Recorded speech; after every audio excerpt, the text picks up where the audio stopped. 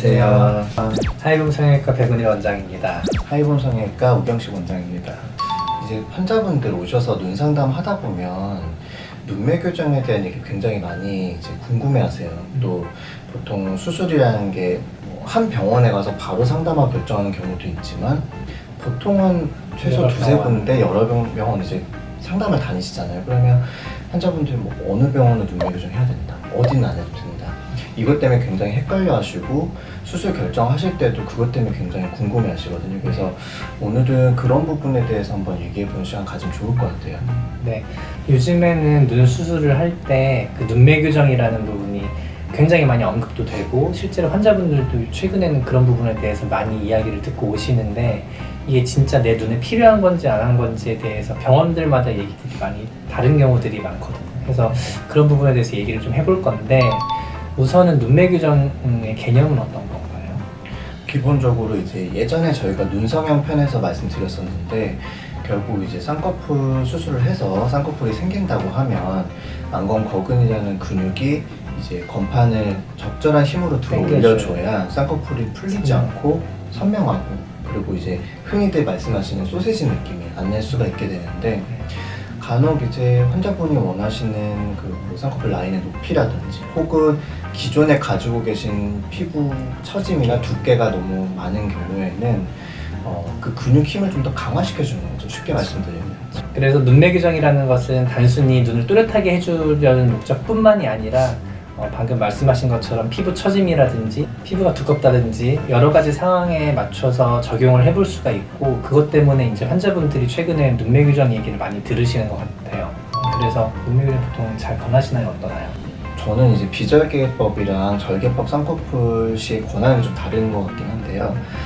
환자분이 이제 비절개법으로 쌍꺼풀 수술을 하실 때 기존에 이제 피부가 좀 두께감이 있고 겹주름도 좀 있으신 경우라고 하면 설사 라인이 그냥 붓으로 잡았을 때 잘 나온다고 할지라도 이게 쌍꺼풀이 잡힌 후에 또 그런 겹주름이 겹쳐지거나 혹은 그걸로 인해서 간섭이 생기면서 뭐 이제 쌍꺼풀이 좀 풀어지고 싶다거나 이런 경우도 있을 수 있어서 적절하게 눈매 교정을 좀 권해드리는 편이고요. 만약에 절개법으로 쌍꺼풀 수술을 해서 그런 좀 처져 있는 피부나 두께감 있는 피부를 좀 덜어내줄 수 있다면 그것만으로 만약에 좀 충분하게 눈 뜨는 게 개선이 된다고 하면 그때는 눈매 교정을 좀 선택적으로 권해드리는 편입니다.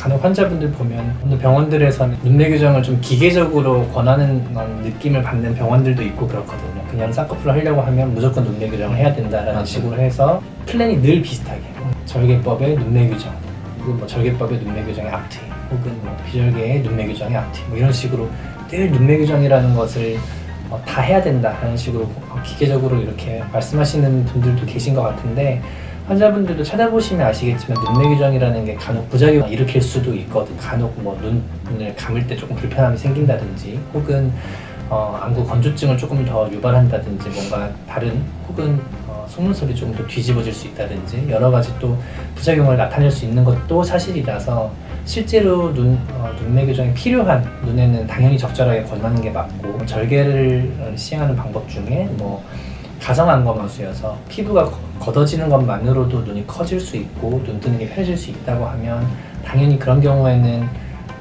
수술 전에 눈을 떴을 때 시야가 좀 가린다고 하더라도 혹은 검은자가 좀 가린다고 하더라도 그런 부분들은 눈매 교정이 필요 없이도 충분히 잘 개선될 수 있는 부분이 있고 그래서 실제로 눈매 교정이 필요하냐 아니면 필요하지 않냐는 전문가의 적절한 조언이 필요할 것 같고 성형외과 선생님들과 좀 충분한 상담을 하는 것이 중요할 것 같고요. 결국은 이제 환자분들께도 설명드리지만 이 눈뜨는 힘이라는 거 이제 우리가 뭐 이마를 얼마나 쓰는지 실제로 검은자가 얼마나 가려지는지 이런 것들을 알 수 있는 것들이고 그 다음에 이제 피부의 처진 정도나 피부 두께감 정도 이 두 개를 사실은 이 판단의 기준이 되기 때문에 성형외과 전문 선생님과 충분한 상담을 하고 이제 좀 내용을 들어봐야 될 것 같고요.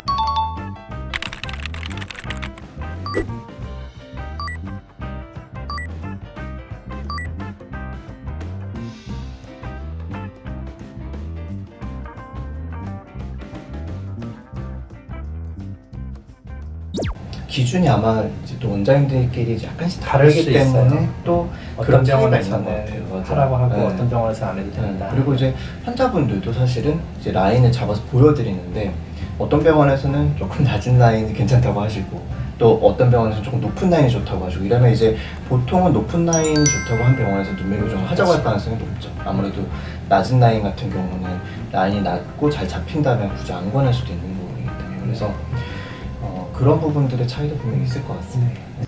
최근에는 저도 눈 수술을 할 때 눈매 교정 조금 애매할 때는 그래도 하는 쪽을 조금 더 권장드리고 있어요. 결과적으로는 조금 더 아름다운 결과를 얻어낼 수 있고 그 눈매 교정을 하는 양 자체가 부작용을 일으킬 정도가 아니라고 한다면 분명히 결과적으로는 조금 더 뚜렷하고 라인을 좀 더 안 풀리게 잘 잡아줄 수 있는 부분들이 있고 또한 쌍꺼풀이 뭔가 소세지 같은 느낌의 어떤 부한 느낌을 좀 더 완화시킬 수 있는 부분들이 있기 때문에 저도 최근에는 적절하게 눈매 교정을 환자분들을 권해서 시행하고 있습니다.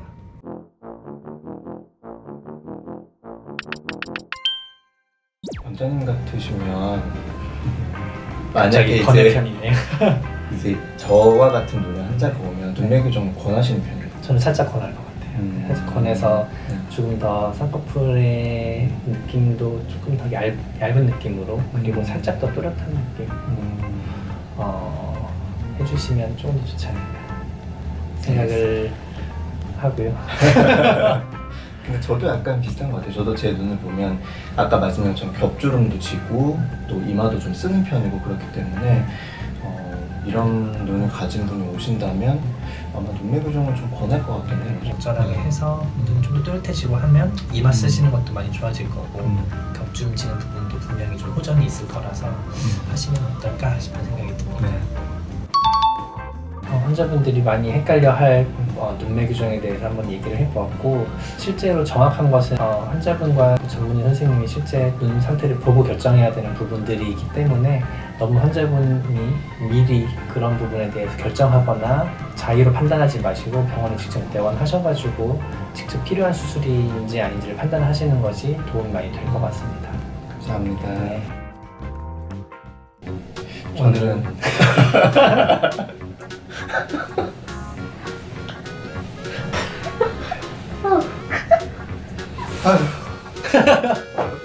네, 눈매 요즘에 많이 시행이 되고 약간 뭔가 있어. 상황들이 여러 스피냐